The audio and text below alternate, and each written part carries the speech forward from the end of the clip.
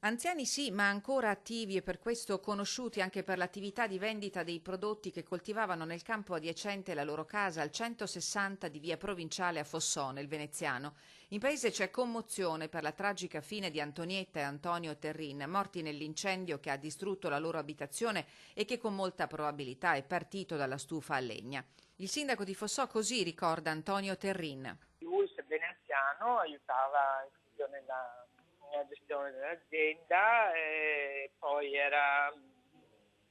sì, viveva in paese, era conosciuto da tutti, era una persona simpatica, gradevole, socievole. Il magistrato di turno non ha però ancora rilasciato il nulla osta per la sepoltura e ha disposto sui corpi degli anziani coniugi l'esame autoptico per capire se il marito possa essere stato colpito da malore prima che le fiamme e il fumo non dessero scampo alla coppia.